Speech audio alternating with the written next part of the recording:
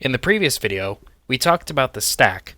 We learned that it can be used for holding temporary local variables, as well as tracking return addresses for called subroutines. In today's video, we'll be talking about interrupts and all the various uses that a computer can have for them. Before we get too deep into things, however, I should warn you that, while the concepts are simple, the circuits can be a little bit overwhelming, especially for somebody who's new. So to try and simplify things, we're going to rely heavily on schematics. We used schematics briefly in part 3 as a way of showing the path an address took from its sources to memory and I/O. But to get you a little bit more acclimated to schematic views, we're going to recap everything we did in the last few episodes. I'll also briefly explain what each schematic symbol is to give you an idea of what it represents.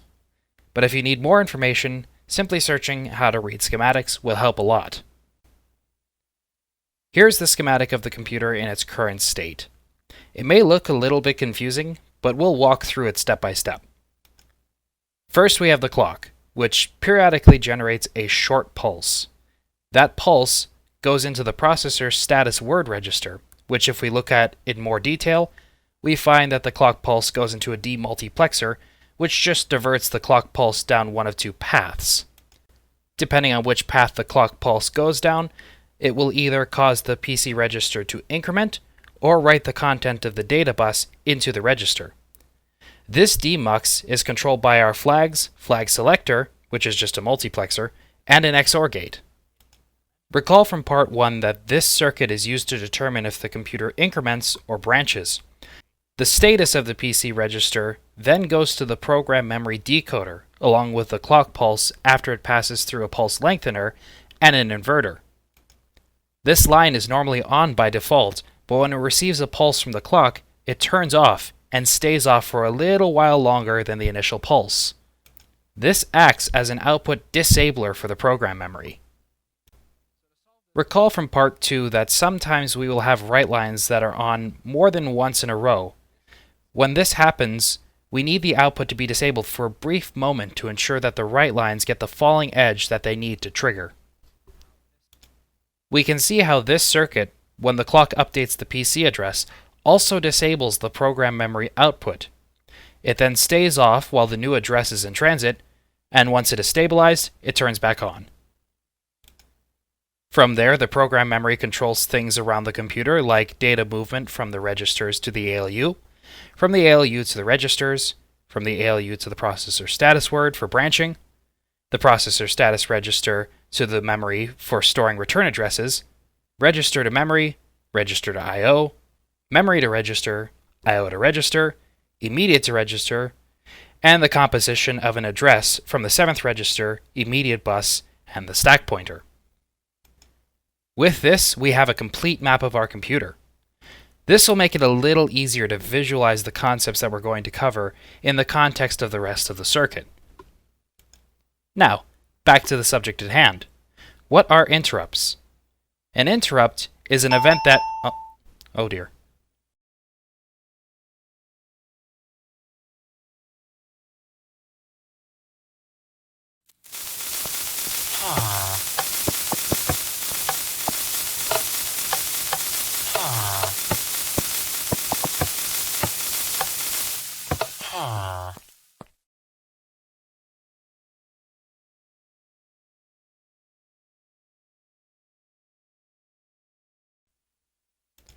An interrupt is an event that can occur that will disrupt the flow of a program. Usually this is an external event that will cause the program to stop what it's doing immediately and start executing a subroutine known as an interrupt handler or interrupt service routine. But interrupts can also be internally triggered and do other things besides jumping to subroutines. There are many things that an interrupt can do, but the 4 most common things interrupts are useful for are forcing the CPU to wait, halt, reset, and of course, branch. Wait is the easiest to understand. In fact, most of you already understand it. Back in part 2 when we talked about inputs and outputs, many of you asked if it was possible to force the computer to wait for an input. This is something many people already do with their computers, and it makes sense to do so. If a program relies on the user's input to produce an output, and the user doesn't enter their input before the computer requests it, the computer will read whatever is currently on that input and move on, and this can result in incorrect results. To solve this, all we need to do is prevent the computer from proceeding to the next instruction when performing an I/O read and the I/O device is not ready. This can be done fairly easily. First, we add an AND gate to the clock input of the processor status word. This way, the program counter can only be updated when the enable signal is present. Then, we invert that enable signal, making it enabled by default, and presenting a signal will disable it. Next, we connect the disable line to the output of another AND gate, this time logic ANDing the I/O read line and an inverted ready line. This way, a disable signal is sent to the PC only when the computer is reading from I/O and the device is not ready. But wait, where does the ready line come from? It comes from the I/O devices, of course. Each I/O device can be configured to generate a ready signal. All we have to do is connect every single one of these ready inputs to an OR gate.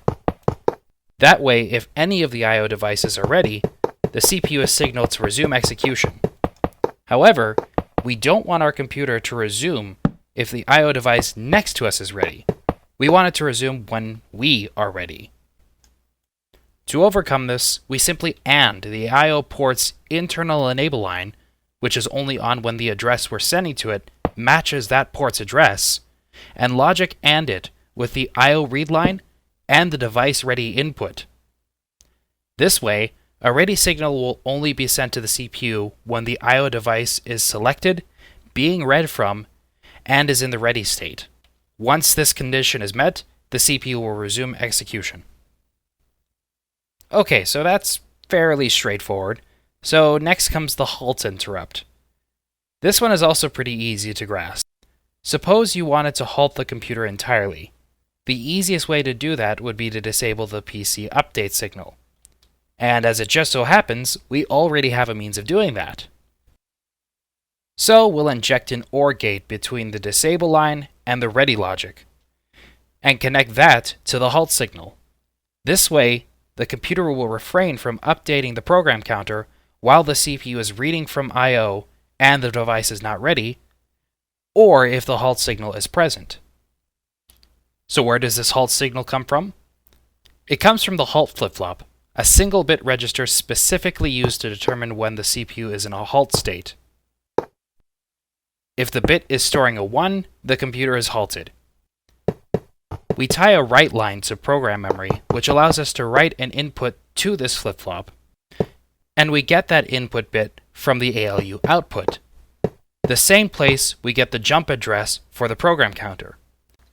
This means that if we want to set the halt bit, all we have to do is send an immediate value to the CPU with the corresponding bit set to a 1 and write to the halt flip-flop. Because this will set the halt flip-flop to a 1, this action could be considered a halt instruction. This halt flip-flop, by the way, is referred to as a status bit. We can add more status bits if we want to. In fact, let's add one to ignore the ready signal. First, we create a flip-flop, connecting it to one of the outputs of the ALU and creating a write line. Then we take this signal and connect it through an inverter to the ready logic AND gate. This way, the signal needed to disable the program counter update will be on only if the CPU is reading the I/O and the I/O device is not ready, and the ignore bit is off. If the ignore bit is on, then it doesn't matter if the CPU is reading I/O and the device is not ready, the CPU will continue to execute regardless. Now, if you are paying attention, you may have noticed that the software can be used to both set and reset the ignore ready flip-flop, and it can also be used to set the halt flip-flop. The only problem is, if the halt flip-flop is set, the CPU can no longer execute its program, which means if you have an instruction that resets the halt bit, it will never be executed. So the question is, once the halt bit has been set, how do you reset it? In other words, how do you undo a halt? The answer lies in a third kind of interrupt, a reset interrupt. Now, a reset interrupt is fairly easy to grasp. It's an interrupt that resets the CPU. This can mean a lot of different things depending on who you're talking to and what you're talking about.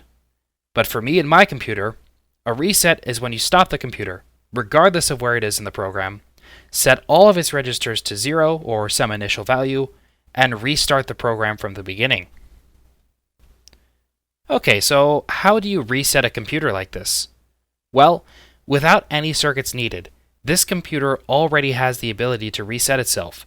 Simply by writing to all registers and flip-flops with no source will result in everything being set to 0, including the PC register. If the PC register has been set to 0, then the program will resume at address 0, effectively restarting the program.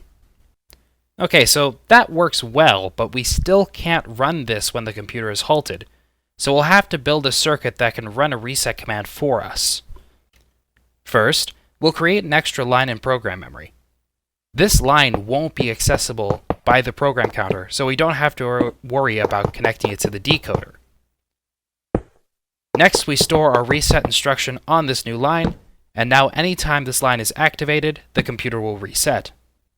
So this is perfect. Anytime the line is active, regardless of where the program is, we are effectively executing a reset instruction. But this means we can't have the computer execute any other instruction while this happens. Otherwise, we get some really unexpected results.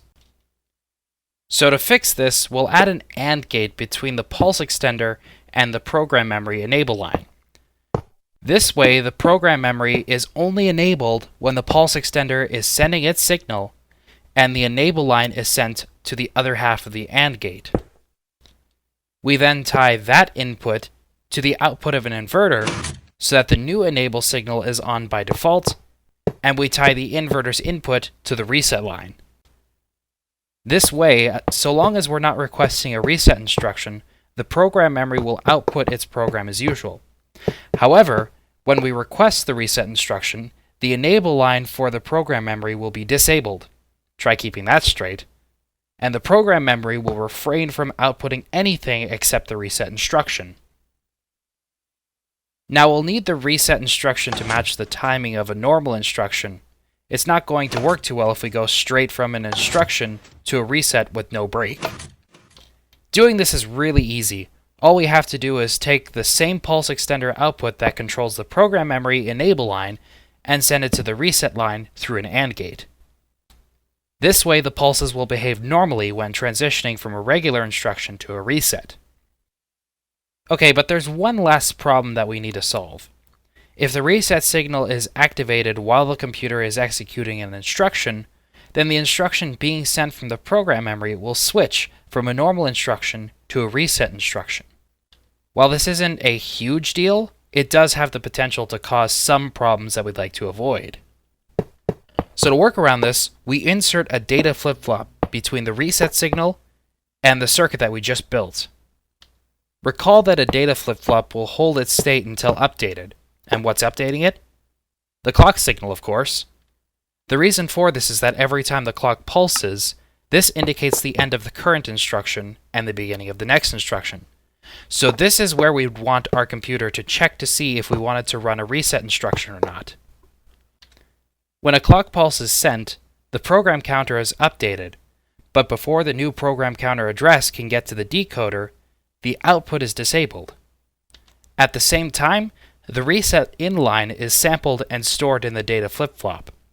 If the flip-flop is 0 when the pulse extender re-enables the program memory, then the next instruction in the sequence is presented. However, if the flip-flop has a 1 in it, the circuit will be primed to present the reset instruction. And when the pulse extender re-enables the program memory, the reset instruction will be presented. Keeping the reset in line on for longer than one clock cycle just means that the reset instruction is run more than once, and that's no big deal. We'll also send the status of this flip-flop to the I/O devices as well. We'll label this line the reset out line. This will be used to send a reset signal to all I/O devices connected to our computer's ports when the computer enters a reset state. Okay, so we've covered wait interrupts, halt interrupts, and reset interrupts, but there's still one more interrupt type that is the most useful. This kind of interrupt is referred to as a branch interrupt, and its job is simple. So long as the CPU isn't receiving an interrupt signal, the program executes like normal. However, once the CPU is interrupted, a branch interrupt will forcibly inject a non-conditional branch into the code and cause the CPU to jump to a predetermined address where it can execute something known as an interrupt service routine. Okay, maybe we're taking things a little bit too fast. So let's start with why. Why are branch interrupts needed? You can probably see why a halt, reset, or wait interrupt can be useful, but why force the program to jump somewhere at an unpredicted time?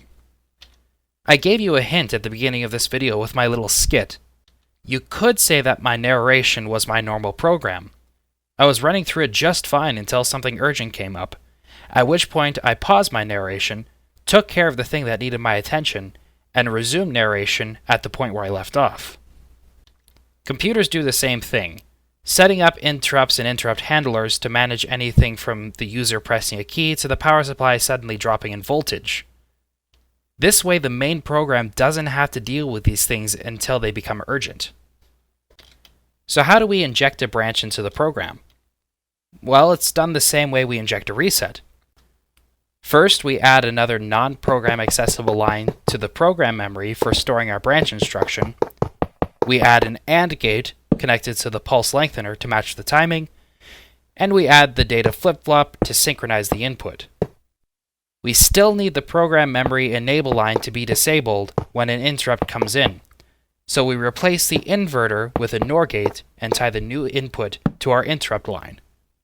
Now, if the computer receives either a reset or an interrupt, the program memory will spit out either a reset instruction or the branch instruction, but not a normal instruction. Oh, but what if both a reset and an interrupt come in? We can't have both active because we only want one instruction to come in from the program memory. So we'll need to prioritize our inputs. We do this by adding an AND gate to the interrupt input. This way, an interrupt can only go through if the enable signal is present. We connect the enable input to an inverter, so it's enabled by default and disabled when a signal is present, and connect this to the reset inline. By doing this, an interrupt will only be recognized if there is an interrupt signal present and there is not a reset signal present.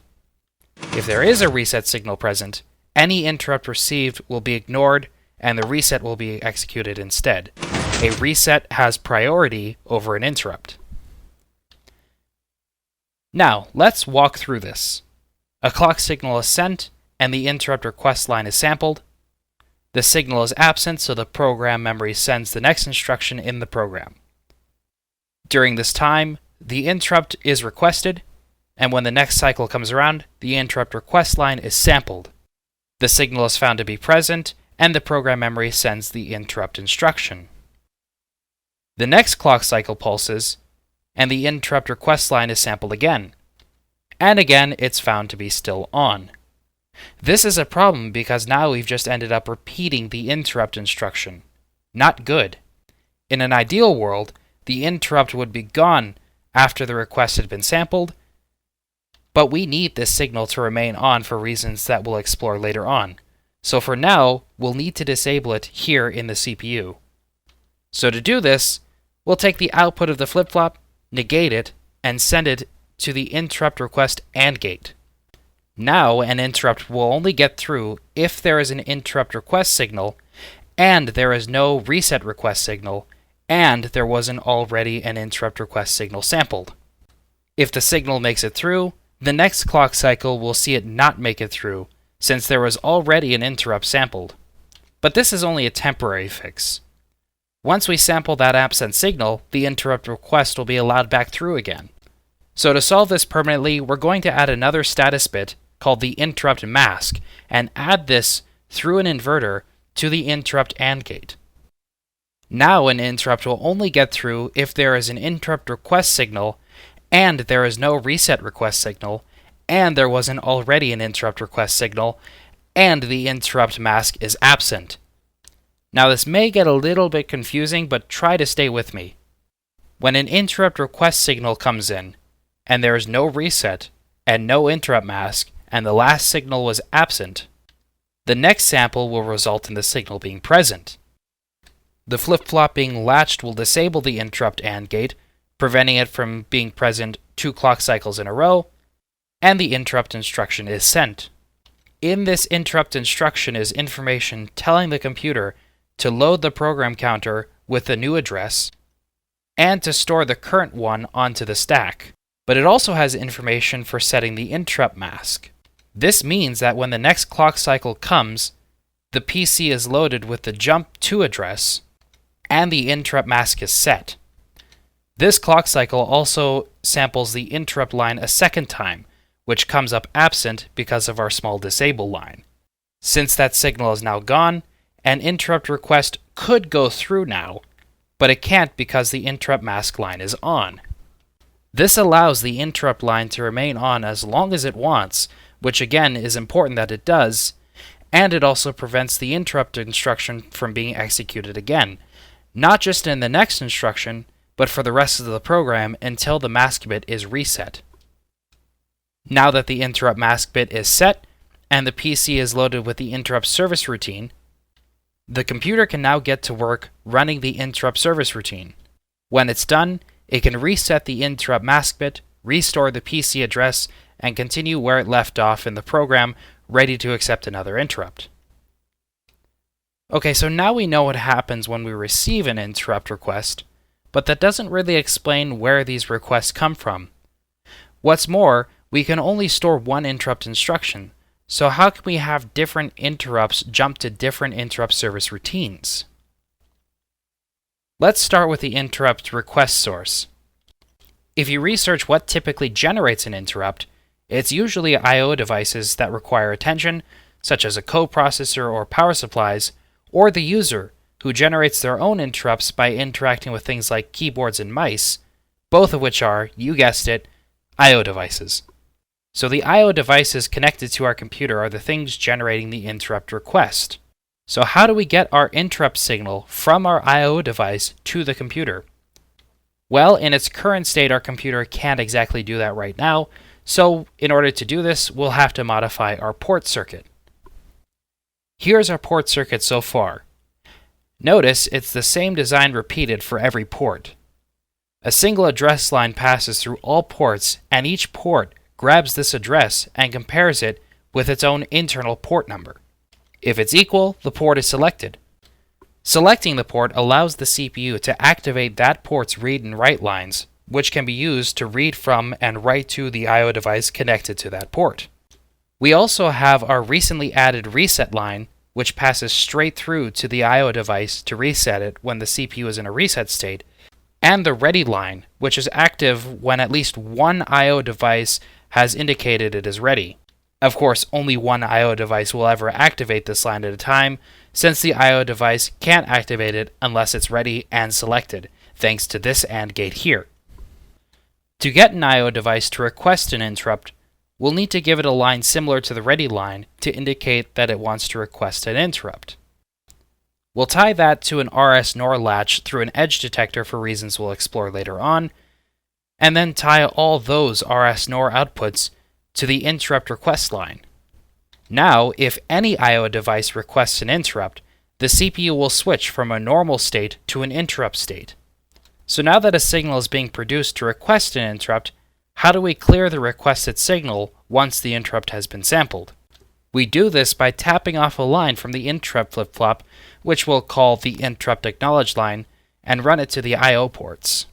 Since this line is connected to the interrupt flip-flop, it will be activated while the computer is running the interrupt instruction.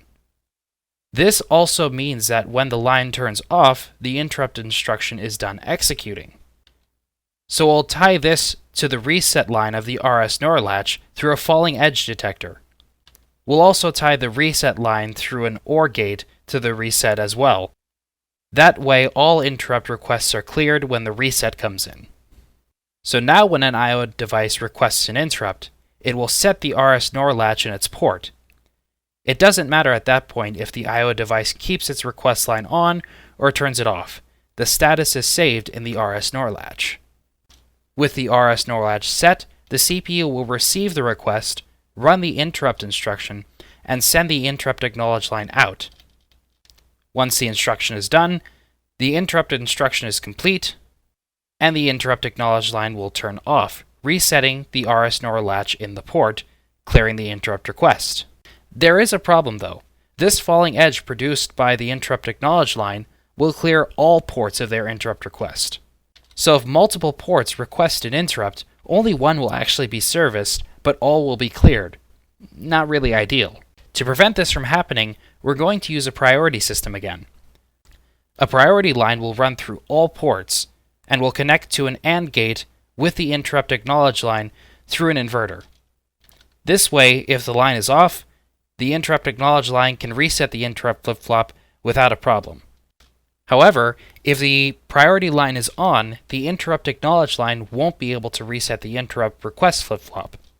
So what turns on this line? The previous port, of course.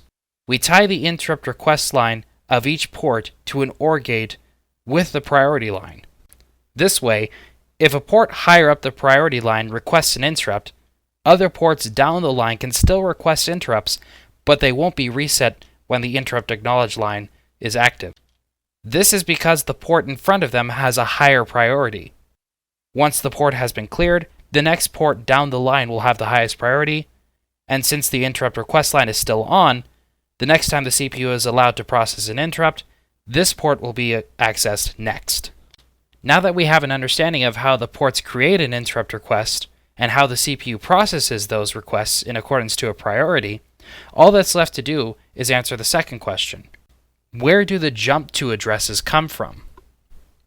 See, so far when we wanted to jump to a part of the program, we would provide the jump to address using the immediate bus. But in this case, all we're doing is writing to the PC register. We provide no jump to address. So what's supplying the address? The answer again is the I/O ports. Each port has an internal read-only register that stores an address that the computer will jump to when the port requests an interrupt. So how do we get that address to the CPU? Easy. First, we connect our read-only register to the data bus, making sure our bits line up with our program counter. Then all we need to do is define when our read line is active. We want our register to be read from when an interrupt acknowledge line is active, but not when a priority line is active. Wait, we already have an AND gate that matches that condition, so we'll tie our read line to that. Now if a port requests an interrupt, the interrupt acknowledge line will be activated, reading the register and getting the jump to address. Then when the interrupt acknowledge line clears, the interrupt request will be reset. Oh wait, any port with a lesser priority than the one sending the request won't send their jump to address, because the priority line is on, but any with a greater priority will. That's because their interrupt acknowledge line is on and their priority line is off. We'll have to fix this by only allowing the highest priority port with the request being sent to send its jump to address. We'll do this by tying the output of the request flip-flop to the interrupt acknowledge AND gate. That way, the jump to address will only be read if the priority line is off, the interrupt acknowledge line is on, and the interrupt request flip-flop is on. This way, only one port will be processed at a time in accordance to its priority. And that's basically it. Now, if multiple ports send a request for an interrupt, the CPU will process the highest priority one first, jumping to its interrupt vector, clearing its interrupt request status, and setting its own interrupt mask bit so that no request can get through anymore until the interrupt service routine completes and the interrupt mask is reset. At which point, because the other interrupts kept their request line on, the CPU will see it has another request, process the next highest priority request, and the cycle repeats. This is why we have the interrupt request lines remain on, and it's also why each I/O port has an interrupt request flip-flop. Now I just have two more things to show you before wrapping up this video. The first involves a hypothetical situation. Suppose the CPU is in a halt state and an interrupt comes in. what does the computer do? Well, you can certainly tell the computer to do nothing. It is in a halt state after all. And being in a halt state means it's no longer running code, interrupt or not. However, the Intel family of processors from the 8th generation i7s all the way back to the 8085 will often allow interrupts. So if an interrupt comes in, the CPU is temporarily taken out of the halt state and allowed to execute the interrupt routine. Once the routine is done, the CPU returns to the main program and the halt state is restored. This isn't really necessary, but it's a cool feature to add, so let's add it to our computer. We'll add another AND gate to the disable PC update line right after the halt OR gate. We'll also put an inverter in the line so that by default, this AND gate doesn't even act like it's here.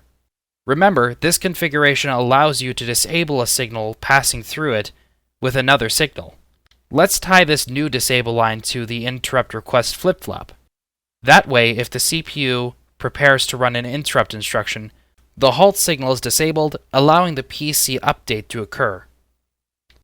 Of course, once we're done executing our interrupt instruction, the interrupt request flip-flop will go low, allowing the halt to stop the PC updates yet again. So we'll add another function to our interrupt instruction. We'll have it write a 0 to the halt status bit. That way, when the instruction is complete, the interrupt request flip-flop will go low, but the halt signal will also go low, allowing the CPU to execute the interrupt service routine. But what happens when the routine completes? We'll return to the point we left off, but the halt bit will still be reset, meaning the computer will continue to run after the halt instruction. Not ideal. So how do we stop this? That's where the second thing I wanted to show you comes in. So far, when we pushed our PC onto the stack, the status bits and flags remained untouched. But what if we gave our computer the ability to move those onto the stack as well? Now when we process an interrupt, the CPU saves in the stack a snapshot of the PC, status bits, and flags. Essentially, the status of the CPU. Hence why I called this register the processor status word, since this one register can tell you what the last instruction it executed was, what the result of its last operation was, and what state it was in. We'll have to modify the flag register a bit so we can select when the input is coming from the ALU and when it comes from the stack. But once that's done, we can now modify our status bits all we want, and when the interrupt service routine is complete, the status bits are restored, including the halt bit. Not only can the halt bit be saved and restored, but the interrupt mask bit as well. Remember when I mentioned that the interrupt mask bit needed to be reset once the interrupt service routine was complete? You could do that with a separate instruction, but an easier solution is just to save the current state of the interrupt bit onto the stack with the PC while setting it. This way, when the interrupt service routine is complete, we can simply restore the status of the interrupt mask bit with the PC and everything else. Saving the status bits and flags can have other uses too. Say, for example, an interrupt comes in right after an operation that latches the flags, and right before a jump. If the interrupt service routine does anything to change those flags, the status of our operation is lost, and the jump that will be executed may be completely messed up. By saving a copy of our flag registers to the stack, we can modify our flags all we want, and they will be safely restored when the interrupt service routine is complete. This is the reason why I chose to work with 16-bit numbers for this computer when I normally work with 8. Doing this allows us to save and restore the PC, status bits, and flags all in one instruction. Pretty nifty, huh? Okay, so as per usual in these videos, now that the theory is out of the way, let's see a practical example. Right now the computer is configured to calculate Fibonacci from 0 to infinity, or at least to 65,535 since we're working with 16-bit numbers. I also have an interrupt service routine stored that will take two inputs from the user and multiply them.